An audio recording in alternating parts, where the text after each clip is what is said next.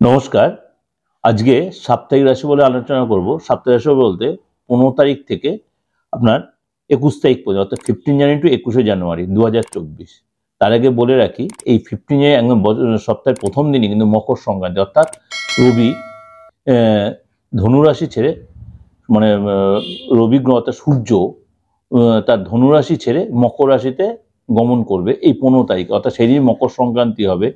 এই মকর সংক্রান্তিতে আমরা প্রত্যেকেই কুম্ভ স্নান বা গঙ্গা স্নান বা কুম্ভ প্রয়াগে আমরা যাবো এবং সেখানে স্নানও করবো, এবং সেখানে আমাদের মনে বলে সবাই, আমি একটা কথা বলি, সেই বিশ্বাসে মিলাই বস্তু তর্কে বহুদূর।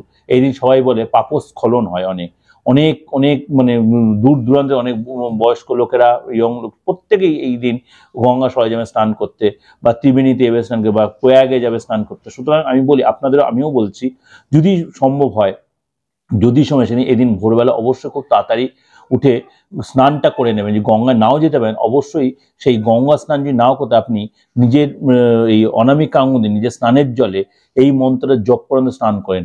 ওং গঙ্গে চ যমুনে চৈব গোদাবরী সরস্বতী, ওং গঙ্গে চ যমুনে চৈব গোদাবরী সরস্বতী, নর্মদে সিন্ধু কাবেরী জলহস্মিন সন্নিধিং কুরু।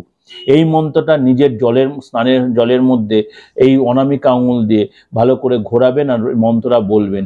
যদি মন্ত্রটা বুঝতে অসুবিধা, বারবার শুনবেন, লিখে নেবেন, কানে শুনে লিখে নিয়ে মন্ত্রটা পড়বেন।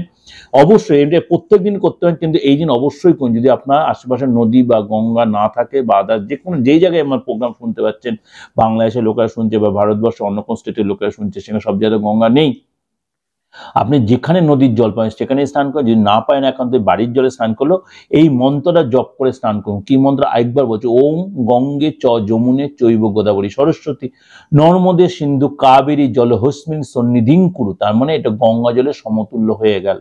এবার বলবো পুরো গ্রহ রাশির ট্রানজিটটা নিয়ে। মানে রবি যাচ্ছে যেহেতু মকরে গেল, সেদিন মকর সংক্রান্তি হলো। এরপরে মঙ্গল আর বুধ রয়েছে আপনার ধনু রাশিতে, শুক্র রয়েছে আপনার বৃশ্চিকে। শুক্র 18 তারিখে যাবে আপনার আবার আপনার বৃশ্চিক রাশিতে ধনু রাশি। তখন মঙ্গল বুধ আর কম্বিনেশন হয়ে গেল, এবং সেখান থেকে আবার আপনার 26 দিন অন্তর চেঞ্জ যাবে, কিন্তু এই মুহূর্তে এসেছে বৃহস্পতি রয়েছে মার্গী অবস্থায় মেষ রাশিতে, এবং রাহু রয়েছে আপনার মীন রাশিতে, কেতু রয়েছে কন্যা রাশিতে, চন্দ্র থাকবে আপনার কুম্ভ রাশিতে, আর মঙ্গল 17 তারিখে পূর্বষাঢ় নক্ষত্রে কনভার্ট হবে, পূর্বষাঢ় নক্ষত্রে যাবে, এবং শুক্র 18 তারিখে কিন্তু তার বৃশ্চিক রাশি ছেড়ে ধনু রাশিতে যাবে। সুতরাং 18 তারিখে রাত্রি 9টা 5-এ, 18 তারিখে 9টা 5-এ শুক্র কিন্তু যাবে আপনার বৃশ্চিক রাশি ছেড়ে ধনু রাশি।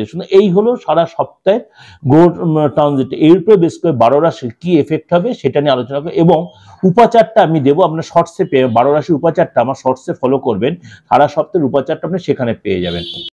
আজকে বলবো বৃশ্চিক রাশি নিয়ে। বৃশ্চিক রাশির এই সপ্তাহটা কেমন যায়? এই সপ্তাহ মিনস 15 জানুয়ারি টু 21 জানুয়ারি, এই সপ্তাহটা বৃশ্চিক রাশির ক্ষেত্রে কিন্তু খুব ভাইটাল সপ্তাহ।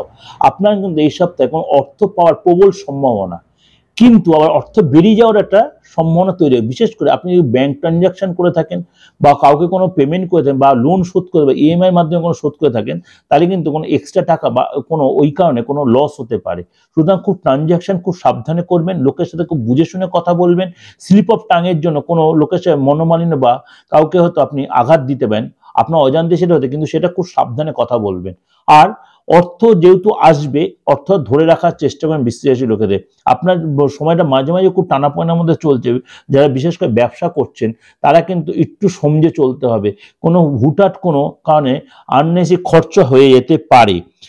পরিশ্রম যদি করেন এই সপ্তাহে, আপনি কিন্তু যথেষ্ট তার রেজাল্ট পাবেন। ফ্যামিলি সাথে কোনো প্ল্যান করে কোনো কাজে যদি এগোন, এই সপ্তাহে কিন্তু সাকসেস পাবেন।